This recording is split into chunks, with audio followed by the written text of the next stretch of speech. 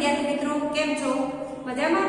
જો બે આજે ધોરણ 6 વિષય સામાજિક વિજ્ઞાનમાં નવો પાઠ 12 નકશો સમજીએ. ભાઈ નકશો સમજીએમાં ધારો કે આપણે ગુજરાતની જ વાત કરીએ. ભાઈ ગુજરાતના અલગ અલગ સ્થળોએ આપણે ફરવા જઈએ છીએ કે જેમ કે અંબાજી છે, સાપુતારા છે, પછી પાવાગઢ છે, ચોટીલા છે કે કોઈ પણ બીજા સ્થળે બરાબર ફરવા જઈએ તો આપણે એ સ્થળે આપણે પહોંચી જઈએ છીએ સરળતાથી. ભાઈ રસ્તા પરથી આમ જઈએ કરીને પહોંચી જઈએ છીએ ને. તે કેવી રીતે બને? તો એ બધું શાના આધારે બને? ભાઈ નકશાના આધારે બને. તો નકશો આજે આપણે આ પાઠ ભણવાનો છે કે નકશો સમજીએ. તો વર્તમાન સમયમાં નકશો પ્રવાસન સ્થળ ઉપરાંત અનેક પ્રકારના હેતુઓ સિદ્ધ કરવા માટે નકશો ખૂબ ઉપયોગી બને છે.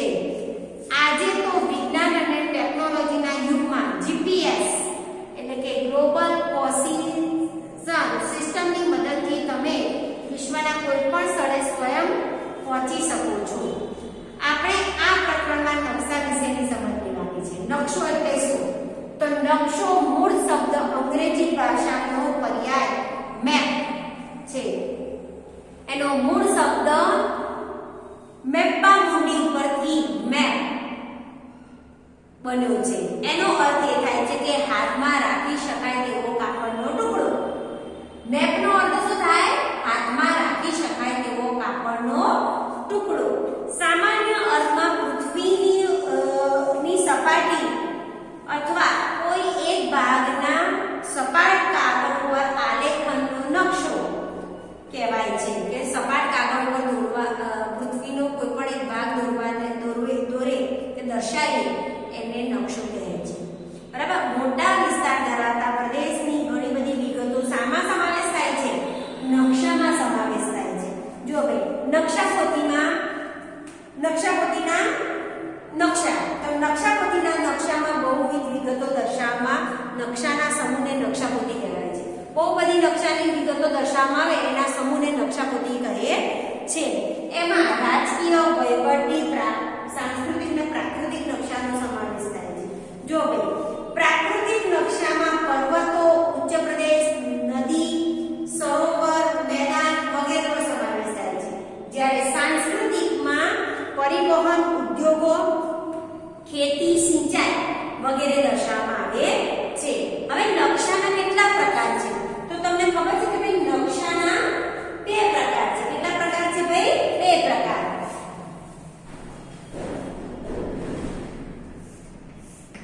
નકશાના બે પ્રકાર. એક હેતુ આધારિત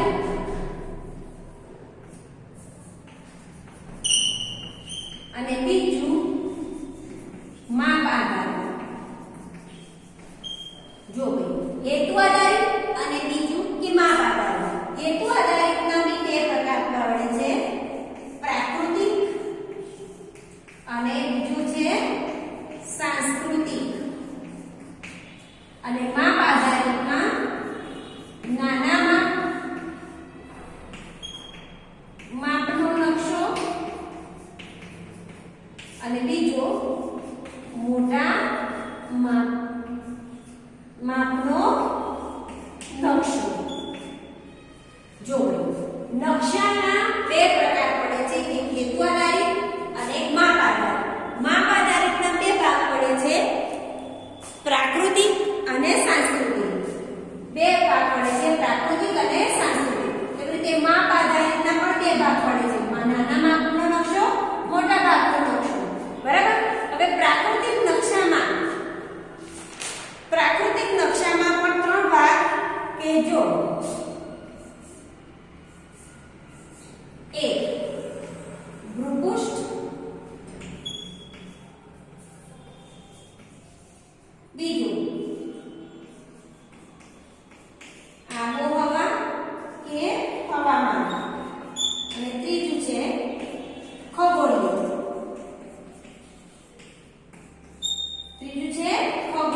બરાબર. એવી રીતે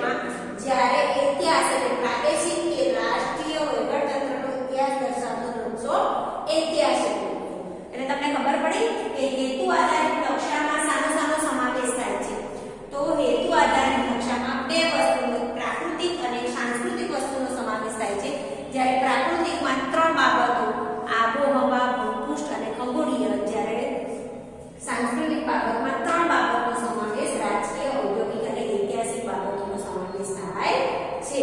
હવે માપ આધારિત નકશામાં તમે જુઓ કે નાના માપના નકશા અને મોટા માપના નકશા. તો નાના માપના નકશામાં શાનો સમાવેશ થાય છે કે નાના માપના નકશાઓમાં કે વિસ્તાર દર્શાવવા કે જુદા જુદા ખંડ કે દેશના નકશાને નાના માપનો નકશો કહે છે, બરાબર.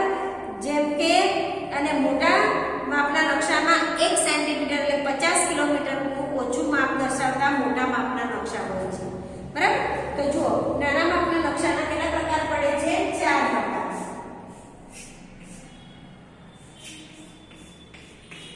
એક એટલાસ,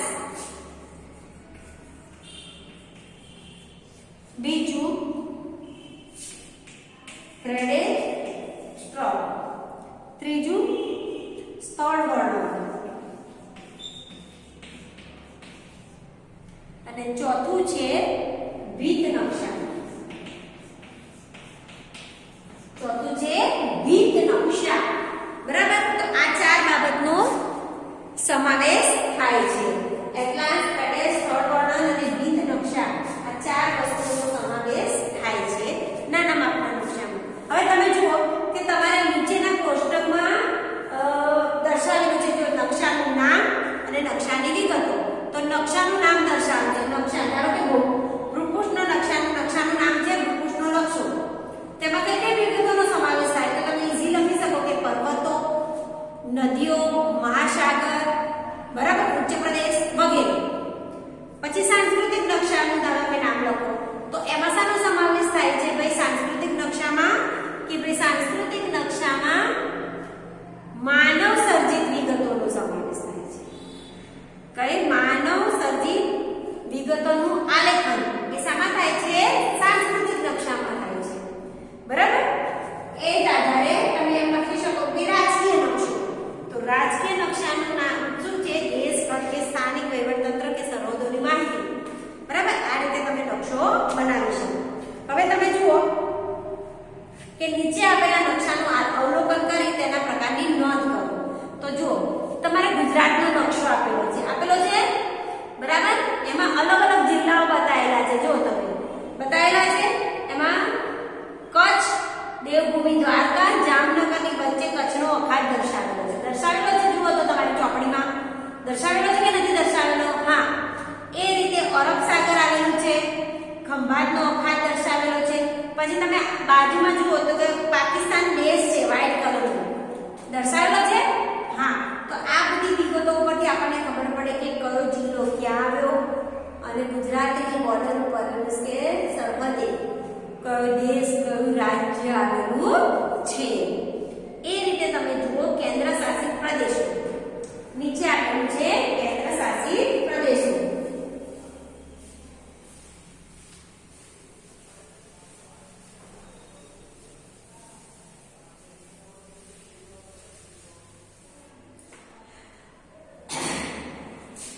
ભારતના રાજ્યો અને કેન્દ્ર શાસિત પ્રદેશો.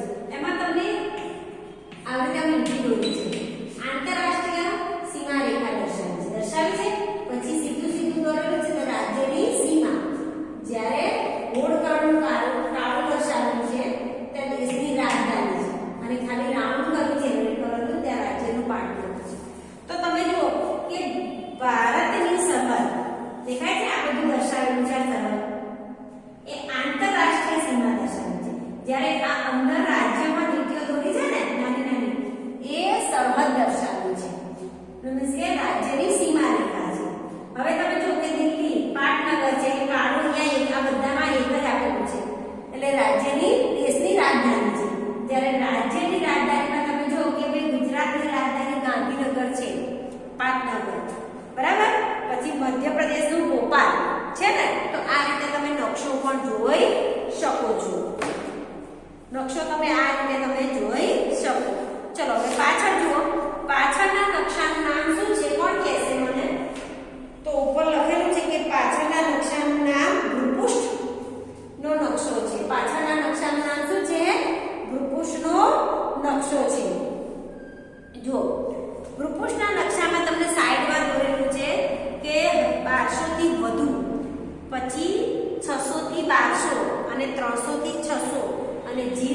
થી 300 જ્યારે પર્વત શ્રેણી, તો પર્વત શ્રેણીમાં તમને જે બતાવ્યું છે બધું તમારા નકશામાં બતાવ્યું છે. જો પર્વત શ્રેણીમાં તમે જુઓ, તમને આ પર્વત શ્રેણી દર્શાવી, જે રીતે અહીંયા વિધાન છે એવું અહીંયા તમને દર્શાવ્યું છે કે નથી દર્શાવ્યું? આ બધી શું છે? પર્વત શ્રેણી. એ રીતે 300 0 થી 300, તો આ ગ્રીન કલર જેવું 300 નું દર્શાવ્યું છે. એ રીતે તમને જોવાનું. હવે દુનિયાનું, તો દુનિયામાં કેટલા ખંડ છે? જો ઉત્તર અમેરિકા, દક્ષિણ America, Africa, Europe, Asia, Australia અને એન્ટાર્કટિકા. કેટલા ખંડ થયા? 1 2 3 4 5 6 ને 7. તો દુનિયામાં કેટલા ખંડો છે? 7. કેટલા ખંડો છે ભાઈ? 7. હવે જો આટલું જાણવું ગમશે કે ભારતનો નકશો અલગ અલગ બનાવતી 3 સંસ્થાઓ છે. કેટલી સંસ્થાઓ છે? 3 સંસ્થાઓ. તો આ ત્રણેય સંસ્થામાં national atlas thematic map organization, આ સંસ્થા કોલકાતામાં આવેલી છે. તે શેનું વિવરણ કરે છે? નકશાઓ, અલગ અલગ નકશાઓનું નિર્માણ કરે છે. જ્યારે NASA national remote sensing agency, આ સંસ્થા હૈદરાબાદમાં આવેલી છે. તે ઇસરો દ્વારા અવકાશ પર સ્થાપિત ઉપગ્રહ દ્વારા લેવાયેલ તસવીરનો નકશો તૈયાર કરે છે. ઉપગ્રહ એટલે કે ખગોળીય નકશો બનાવે છે. કયો નકશો? ખગોળીય. ખગોળીય નકશામાં આપણે ઉપગ્રહ જોઈ શકીએ, તારાઓ જોઈ શકીએ, ચંદ્ર જોઈ શકીએ, બ્રહ્માંડની દરેક વસ્તુ, એને ખગોળીય નકશો કહેવાય. જ્યારે સર્વે ઓફ ઇન્ડિયા, એ સંસ્થા દેહરાદૂન ખાતે આવેલી છે અને આ નકશાનું નિર્માણ તેને ઉપયોગી માહિતી મંજૂરી આપે છે.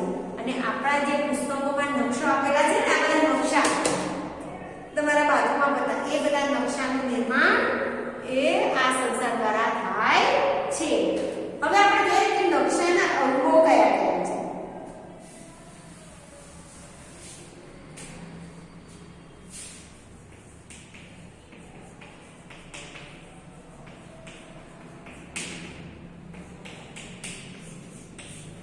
નકશાના અંગો, તો નકશાના મુખ્ય કેટલા અંગો છે? 3 અંગો છે. કેટલા અંગો છે ભાઈ? 3 અંગો.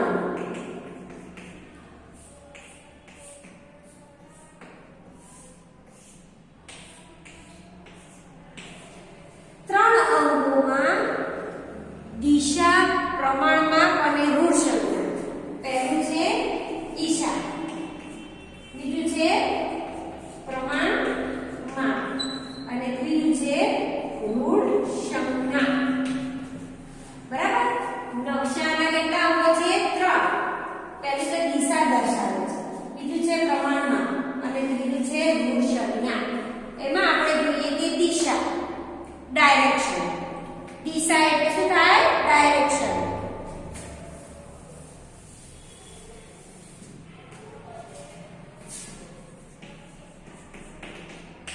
દિશા એટલે કે ડાયરેક્શન.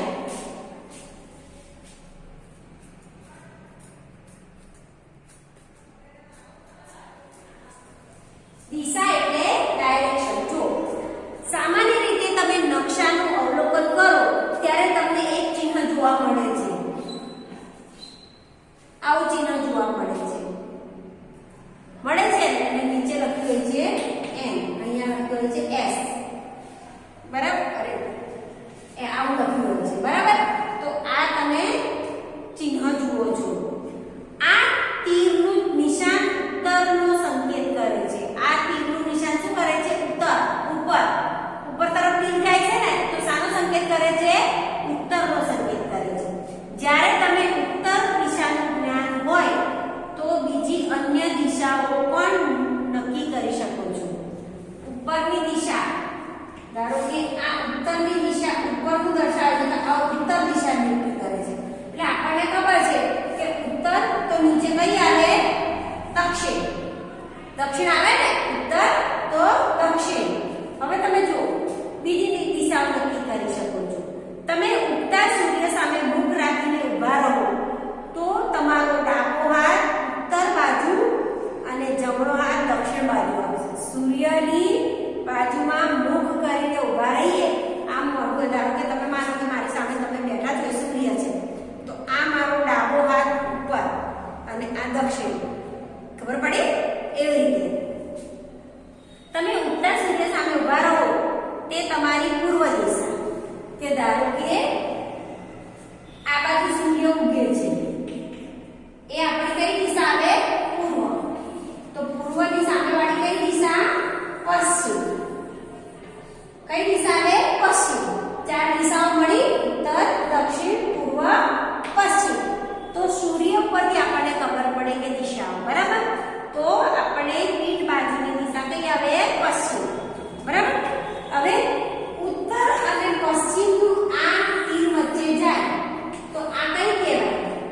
વાયવ્ય. કઈ કહેવાય? વાયવ્ય. જ્યારે એની ઓપોઝિટમાં કઈ આવે? અગ્નિ. એ રીતે એક તીર અહીંયા જાય તો આ કઈ આવે? ઈશાન. અને આ નૈઋત્ય. આ કઈ આવે? નૈઋત્ય. તો આ રીતે દિશા અને ખૂણા ખબર પડે. જો ઉપરની જે તમારી ચોપડીમાં આકૃતિ છે કે આ આકૃતિ છે, એમાં ચાર દિશાઓ છે, જ્યારે અન્ય ચાર મધ્યવર્તી દિશાઓ છે. બરાબર? આ ચાર દિશાઓ છે કે ઉત્તર, દક્ષિણ, પૂર્વ, પશ્ચિમ. આ ચાર શું છે? દિશાઓ છે. જ્યારે ઈશાન, નૈઋત્ય, વાયવ્ય અને અગ્નિ.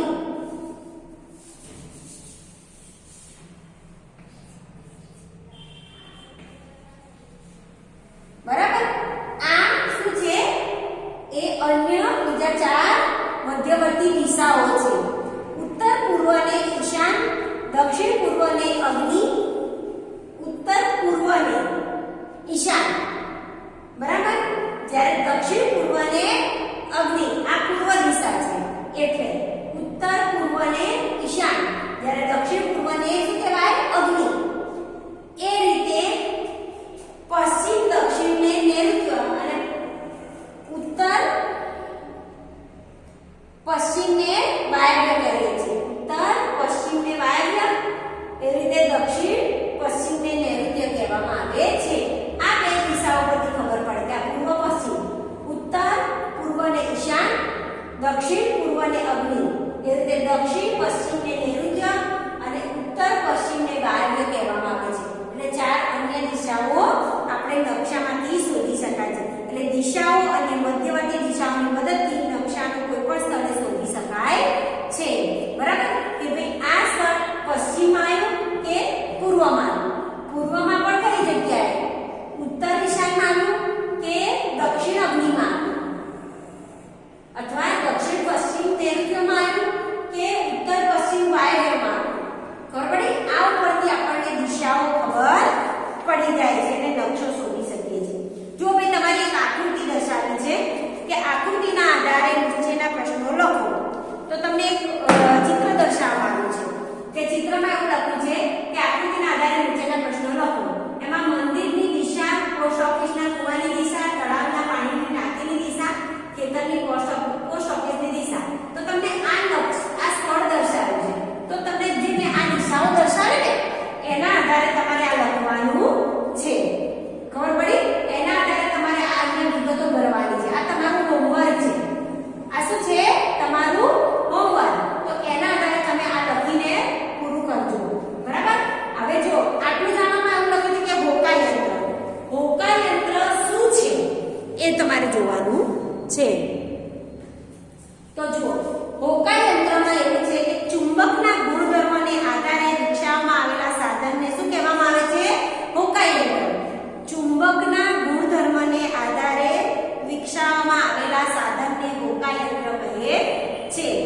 હોકા યંત્ર કાચથી ઢંકાયેલું બોક્સની અંદર એક ચુંબકીય સોય ધરી પર રાખેલી છે. હોકા યંત્ર કેવું છે? કાચથી ઢંકાયેલું છે અને એક બોક્સની અંદર છે, જેની ઉપર શું રાખવામાં આવી છે?